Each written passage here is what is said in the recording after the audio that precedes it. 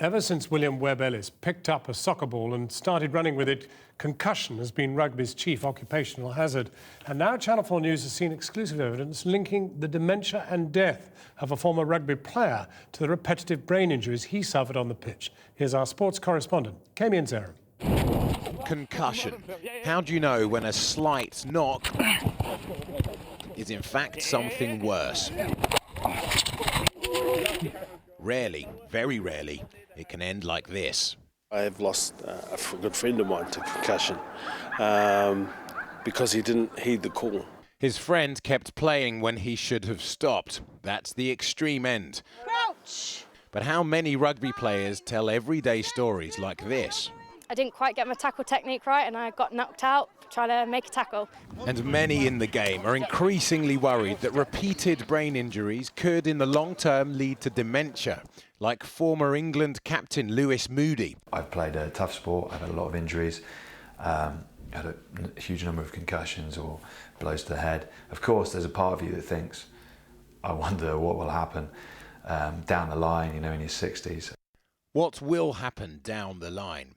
Channel 4 News has seen evidence, this autopsy report, of a rugby player who developed dementia and later died from complications. We can't reveal his identity, but the report couldn't be more clear. His dementia and then death was caused by repetitive head injury. Which is why incidents like this and copped it on the side of the cheekbone. are starting to ring alarm bells. Rugby fans and players love the big hits.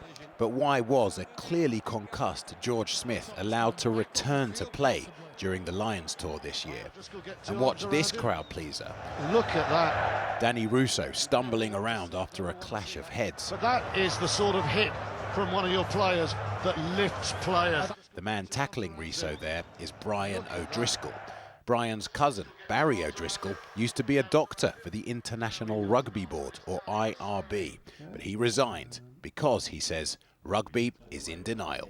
The number of ex-rugby players out there with memory problems, with depression, and the IRB's head in the sand about this is like the smoking analogy 100 years ago when all the evidence was coming up and the smoking companies were saying, you've not got proof, there's no proof.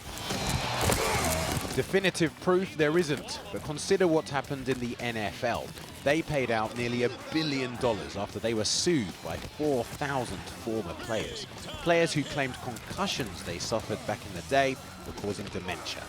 American football, of course, isn't rugby, but the parallels are obvious. Today, the great and good in the game got together to decide what next. You must look across to the States and worry that at some point somebody's going to sue you.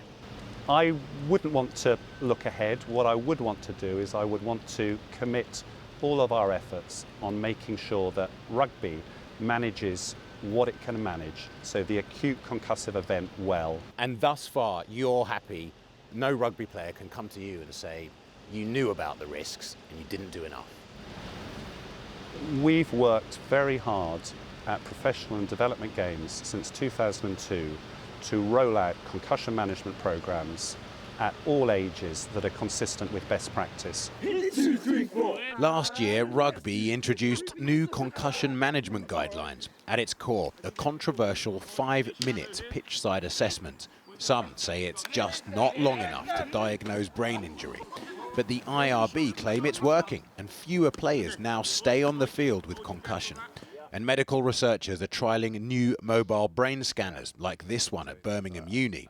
But the real challenge is how to change rugby culture.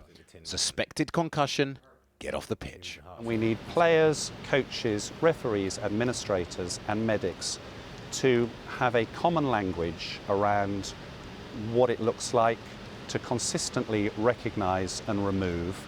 It needs everyone to be vigilant and undoubtedly ongoing changes to the concussion guidelines because players will try and stay on the pitch at all costs. There was a charge down against Tonga in the World Cup in '07 where I was knocked out instantly. Couldn't move. But at that time it was my first game back in the England setup after injury and having been overlooked. So it was the first couple of minutes. The last thing I wanted to do was go off. As a rugby player, you always want to carry on. You always want to, get involved. I need someone to have a look at me and assess me and make sure they've got the best interest of me at heart. And if that's what happens in the 5 minutes, then that's fantastic. If that's not the case and 5 minutes isn't long enough, and you ask doctors, can they make an assessment in 5 minutes? Can they tell whether someone's got them together? And they say no, then the rules have got to change. Will the rules change? Today, Rugby agreed more work needs to be done to manage concussion. And this weekend, up and down the country, sons and daughters, sisters and brothers will scrummage on.